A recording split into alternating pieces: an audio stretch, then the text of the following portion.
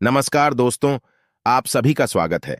आपके अपने YouTube channel मानव जीवन में दोस्तों लाइफ में सभी आगे बढ़ना चाहते हैं और लाइफ में आगे बढ़ने के लिए हमें रोज ही कुछ नया सीखना चाहिए और आगे बढ़ना चाहिए। तो चलिए आज की प्रस्तुति शुरू करते हैं। श्री शिवाय नमस्तुभयम। दोस्तों, आप सभी लोग जानते हैं कि 23 दिसंबर 2024 यानी सोमवार को पड़ रही है पौष मास की अष्टमी तिथि। और दोस्तों, यह वह तिथि है जो पौष मास में पड़ने वाली सबसे बड़ी तिथि है, क्योंकि यह सोमवार के दिन पड़ रही है और इसका बहुत ही बड़ा और विशेष महत्व होता है। पूज्य गुरु जी ने कहा है कि अगर कभी भी मौका लग जाए और पौष महीने की सोमवार अष्टमी तिथि को पड़ जाए तो आप लोगों को 3 शमी के पत्ते वाला उपाय तो अवश्य ही करना चाहिए। इन दोनों का संयोग बहुत ही कम आता है। इसी के साथ में गुरु जी ने अपनी शिव पुराण कथा में बताया है कि इस दिन आपको एक 3 शमी के पत्ते वाला उपाय तो आपको अवश्य ही करना चाहिए, क्योंकि ऐसा दिन पूरे साल में सिर्फ एक ही बार आता है। और दोस्तों, आप सभी लोग जानते हो कि सोमवार अष्टमी तिथि का अगर सबसे बड़ा कोई उपाय है तो वह 3 शमी के पत्ते वाला उपाय है। तो दोस्तों, सोमवार अष्टमी तिथि के दिन आप लोगों को इस 3 शमी के पत्ते वाला उपाय को जरूर करना है। बहुत सारे लोग होंगे जिन लोगों ने इस उपाय को न किया हो, मतलब पूरा साल निकल गया, उन्होंने किसी भी दिन इस 3 शमी के पत्ते वाला उपाय को न किया हो। पर दोस्तों, आपके पास एक आखिरी मौका बचा हुआ है, जो कि 23 दिसंबर सोमवार अष्टमी तिथि के दिन है, स्विंगल। इस दिन आप लोगों को इस वाले उपाय को जरूर कर लेना है। भले ही आपने पूरे महीने भर इस उपाय को ना किया हो, पर अगर आपने इस पौष महीने के सोमवार अष्टमी तिथि के दिन अगर इस वाले उपाय को कर लिया तो आपको इस उपाय को करने का वह फल मिलेगा जिसकी आपने कभी कल्पना भी नहीं करी होगी। इसीलिए आप लोग इस वाले उपाय को एक बार जरूर कर लेना है, ताकि आप लोगों के हाथ से यह मौका ना जा सके और आपको इस उपाय को करने का फल मिल सके। दोस्तों, यह उपाय पंडित जी ने अपनी अभी की ही श्री शिव महापुराण की कथा में बताया है जी। इस उपाय को आज हम आपको बहुत अच्छे से समझाने वाले हैं। इस वीडियो को देखने के बाद इस उपाय को समझने के लिए आपको कोई और वीडियो को देखने की जरूरत नहीं पड़ेगी। तो चलिए दोस्तों, उपाय को शुरू करते हैं। देखिए, यह इस पौष महीने के सोमवार अष्टमी तिथि के दिन यह इतना खास होता है, इतना महत्वपूर्ण होता है। देखा गया है कभी कभी बड़े बड़े पूजा पाठ अनुष्ठान से जो मनोकामना पूर्ण नहीं होते, वह पौष महीने की सोमवार अष्टमी तिथि के दिन एक छोटे से उपाय करने से ही आपकी मनोकामना पूर्ण हो जाती है। और बहुत सारे लोगों ने इस उपाय को किया भी है और उनको इस उपाय को करने का फल भी जरूर मिला है। अगर आप लोग भी इस उपाय को करना चाहते हैं तो आप इस उपाय को पहले अच्छे से समझ लेना, सुन लेना, उसके बाद करना। आपको इस उपाय का फल जरूर मिलेगा। और इस उपाय को कर लेने से आपके घर में चाहे किसी भी प्रकार की दुख और समस्या क्यों ना चल रही हो, आपको उसका कारण भी नहीं पता है कि भाई यह समस्या किस कारण से चल रही है। उसका कुछ भी कारण हो सकता है, जैसे पितृदोष हो सकता है या किसी भी तरह का मंगल दोष भी हो सकता है। तो इस दिन आप लोगों को यह वाला उपाय कर लेना है। यह एक ऐसा उपाय है जिस उपाय को अगर किसी विशेष दिन पर किया जाए तो भाई उस विशेष दिन का जो है वह तो हमें मिलता ही मिलता है। पर हमने उस दिन पर इस उपाय को किया है तो हमें उससे भी बड़ा फल मिलता है, और फल बहुत जल्दी मिलता है, क्योंकि आप इस उपाय को बहुत ही बड़े और विशेष दिन पर कर रहे हो। तो चलिए अब उपाय के बारे में बात करते हैं, लेकिन उससे पहले आप लोगों को यह जानना आवश्यक है कि आखिर यह उपाय किस समय करना है, किसको करना है और कैसे करना है। तो चलिए हम आगे आपको वीडियो में एक एक करके बता देते हैं। लेकिन उससे पहले अगर आप लोग हमारे चैनल पर पहली बार आए हैं या फिर मेरी आवाज आज पहली बार सुन रहे हैं तो हमारे चैनल को सब्सक्राइब जरूर कर लेना और इस वीडियो को लाइक करके कमेंट बॉक्स में श्री शिवाय नमस्तुभ्यम ओम नम शिवाय जरूर टाइप कर देना।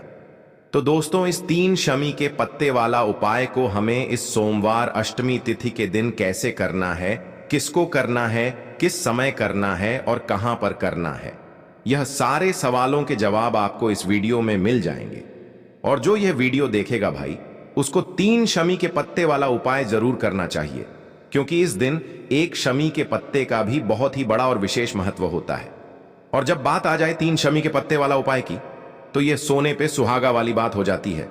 और ये एक बहुत ही बड़ा उपाय हो जाता है इस सोमवार अष्टमी तिथि का। तो अब दोस्तों, इस 3 शमी के पत्ते वाला उपाय को आखिर करना किसको है? सबसे पहले हम लोग वह बात जान लेते हैं। तो देखो, घर की जो बड़ी माताएं बहनें होती हैं, उन माताओं बहनों में से कोई भी एक बड़ी माता बहन इस वाले उपाय को कर सकती है। और दोस्तों, अगर आप चाहें तो अपने घर में से सभी सदस्यों को भी इस उपाय को करवा सकते हैं। अगर किसी व्यक्ति की खुद की कोई मनोकामना है, खुद की कोई दुख और परेशानी है जो कि वह अपने लिए ही करना चाहता है, इस वाले उपाय को तो वह खुद अपने लिए भी कर सकता है। बाकी अगर कोई घर में से ऐसा है जो कि अपने पूरे घर परिवार की सुख और शांति के लिए यह वाला उपाय करना चाहता है, तो भाई वह भी कर सकता है। उसमें भी कोई दिक्कत वाली बात नहीं है। कहने का मतलब यह है कि इस उपाय को हर एक सदस्य भी कर सकता है और पूरे घर परिवार के सदस्य के लिए घर की बड़ी माताओं बहनों में से कोई एक माता बहन भी कर सकती है। माताएं बहनें अगर घर में उपस्थित ना हो या वह यह वाला उपाय ना कर पा रही हो, तो फिर घर का कोई बड़ा सदस्य भी इस 3 शमी के पत्ते वाला उपाय को कर सकता है, चाहे फिर वह पुरुष ही क्यों ना हो। उसमें कोई भी दिक्कत वाली बात नहीं है। उसके बाद में दोस्तों, जो अगला प्रश्न निकल कर आता है वो यह आता है इस उपाय को लेकर कि आखिर इस उपाय को हमें किस समय करना है, सुबह के समय करना है कि शाम के समय करना है। तो देखो, इस वाले उपाय को आप लोग सुबह के समय भी कर सकते हो और शाम के समय प्रदोष काल में भी कर सकते हो। अब अगर आप पूछो कि भाई सबसे उत्तम समय कौन सा रहेगा इस 3 शमी के पत्ते वाला उपाय को करने का, तो हम आपसे बस यही कहेंगे कि इस उपाय को आप सुबह के समय करेंगे तो ज्यादा बेहतर होगा। बाकी अगर प्रदोष काल शाम के समय भी करेंगे तो भी अच्छा होगा, उसमें कोई भी दिक्कत वाली बात नहीं है। तो अब दोस्तों, जो अगली सबसे बड़ी और महत्वपूर्ण बात आती है वह यह आती है कि सुबह अगर हम उपाय को करेंगे तो हमें कितने बजे से लेकर कितने बजे तक के बीच में करना है, और शाम के समय प्रदोष काल में करेंगे तो हमें कितने बजे से लेकर कितने बजे के बीच में करना है। तो देखो, सुबह जितनी जल्दी हो सके आप उपाय को करने की कोशिश करना। बाकी अगर किसी कारणवश लेट भी हो जाओ, थोड़ी देर भी हो जाए, तो 10 या 11 बजे तक भी आप उपाय कर लेना, पर 12 बजे से ज्यादा देरी ना हो। ठीक है, इस बात का ध्यान रखना।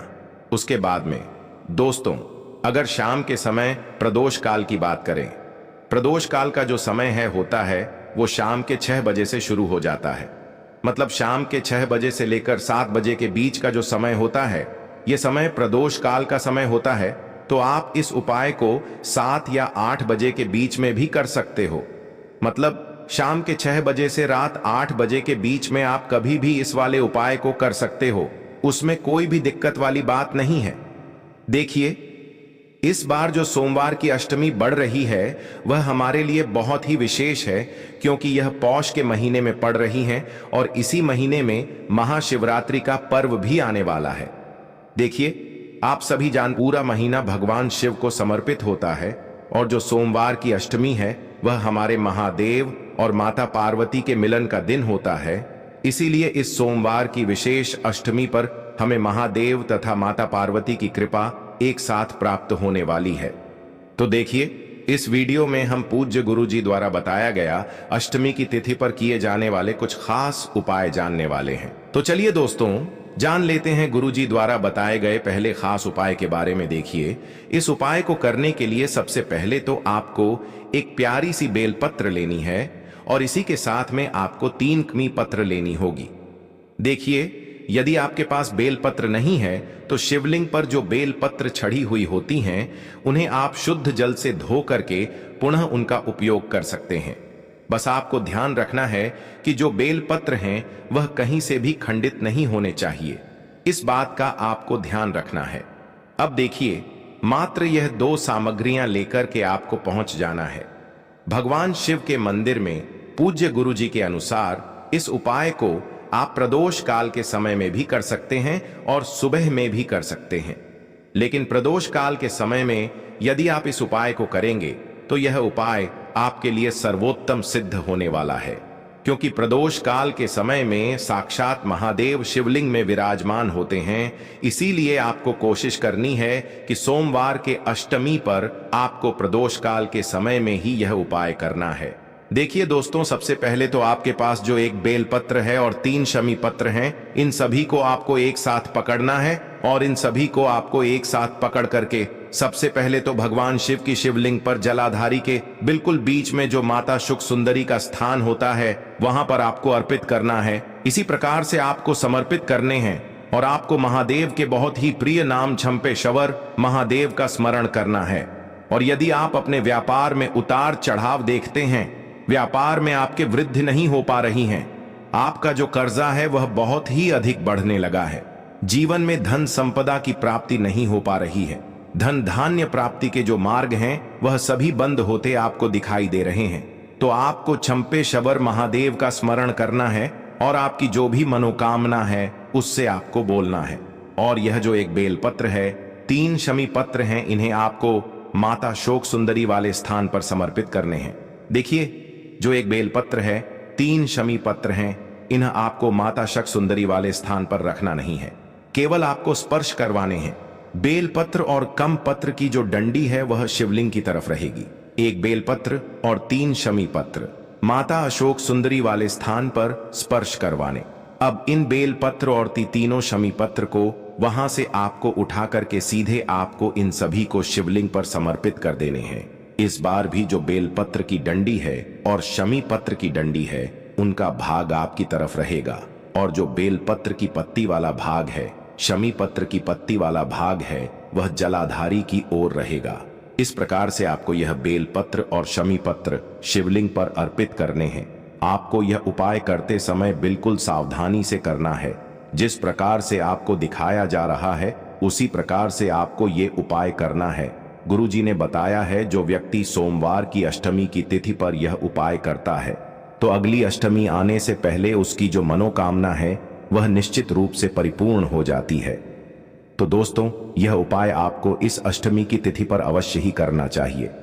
अब दोस्तों, हम जान लेते हैं गुरुजी द्वारा बताए गए दूसरे उपाय के बारे में। देखिए, यह उपाय आपके शरीर से भारी रोगों को समाप्त करने वाला है।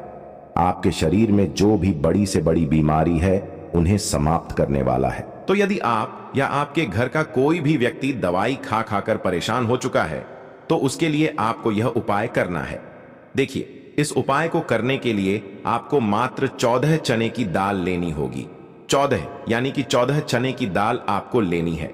अब इस चने की दाल को आपको अपनी मुट्ठी के अंदर बंद कर लेना है। अब देखिए दोस्तों, जो भी व्यक्ति आपके घर में बीमार है उस बीमार व्यक्ति के सिर के ऊपर से आपको यह जो चने की दाल है उसे 14 बार घुमाना है। देखिए, बीमार व्यक्ति यदि स्वयं इस उपाय को करना चाहता है तो अपनी मुट्ठी में चने की दाल बंद करके अपने स्वयं के सर के ऊपर से 14 बार इस चने की दाल को उसे घुमाना है और महादेव का स्मरण करते हुए ये जो चने की दाल है इसे आपको भगवान शिव के मंदिर में लेकर के पहुंच जाना है। अगर बीमार व्यक्ति इस उपाय को नहीं कर सकता है तो घर का कोई भी सदस्य उस बीमार व्यक्ति के लिए इस उपाय को कर सकता है।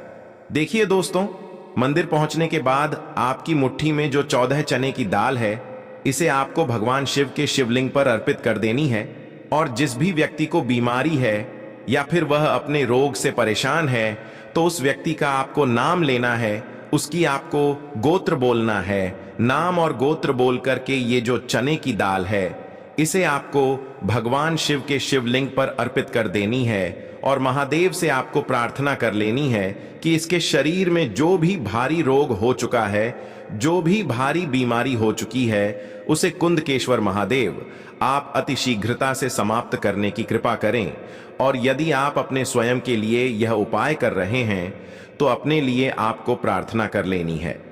पूज्य गुरुजी ने बताया है कि यदि आप इस अष्टमी की तिथि पर यह उपाय कर लेते हैं तो कुछ ही दिनों के अंदर आप देखेंगे कि आपके शरीर में जो भारी से भारी रोग हैं या फिर आपके परिवार का वह जो सदस्य है जो बीमार रहता है उसके शरीर में उस बीमारी में उसे आराम देखने को मिलेगा।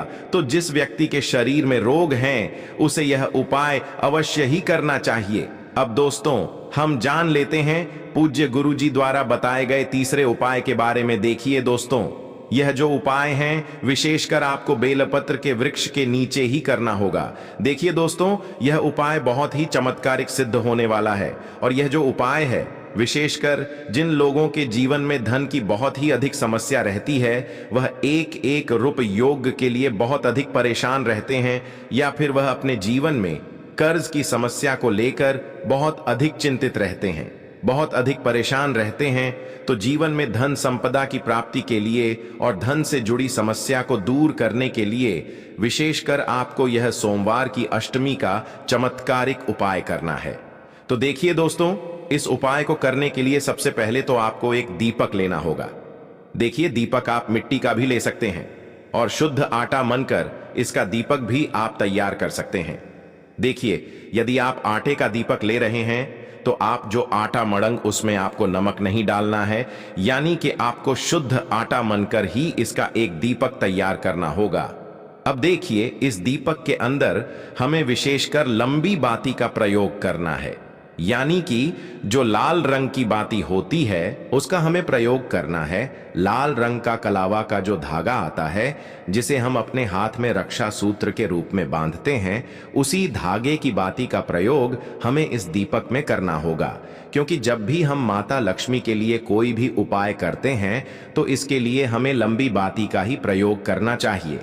तो इस प्रकार से हमें एक लंबी बाती का दीपक तैयार करना है। दीपक में हमें विशेषकर शुद्ध घी का ही प्रयोग करना होगा। अब इस प्रकार से दीपक को तैयार करने के बाद इसे आपको इस सोमवार की अष्टमी पर लेकर के पहुंचना होगा बेलपत्र की वृक्ष के वहां पर। और यह जो उपाय है विशेषकर आपको इस सोमवार की अष्टमी पर प्रदोष काल के समय, शाम को प्रदोष काल के समय में ही करना है। देखिए, बेलपत्र के वृक्ष के नीचे पहुंचने के बाद सबसे पहले तो आपके पास जो दीपक है इससे आपको बेलपत्र के वृक्ष के नीचे रखना है। और आपको ध्यान रखना है कि बेलपत्र के वृक्ष के नीचे जब भी आप इस दीपक को रखेंगे तो इसकी जो बाती है इसका मुख आपको उत्तर दिशा की ओर रखना है। और इसके बाद आपको जौ दीपक है इससे प्रज्वलित कर देना है। ध्यान रखें दोस्तों, सोमवार के दिन बेलपत्र के वृक्ष में प्रदोष काल के समय में माता लक्ष्मी निवास करती हैं। और गुरुजी ने बताया है, जो व्यक्ति सोमवार की इस अष्टमी की तिथि पर इस प्रकार से बेलपत्र के वृक्ष के नीचे यह दीपक प्रज्वलित करके आ जाता है, माता लक्ष्मी उसके साथ उसके घर में प्रवेश कर जाती हैं और उस व्यक्ति के घर में कभी भी धन संपदा की कमी नहीं होती है। धन से जुड़ी जो भी समस्या है वह माता लक्ष्मी की कृपा से निश्चित ही दूर होती है। तो विशेषकर जीवन में धन संपदा की प्राप्ति के लिए आप यह उपाय कर सकते हैं। आज के लिए बस इतना ही इस वीडियो में दी गई जानकारी। अगर आपको अच्छी लगी हो तो प्लीज हमारे चैनल मानव जीवन को सब्सक्राइब करें, लाइक करें और हमारे वीडियो में अंत तक बने रहने के लिए धन्यवाद।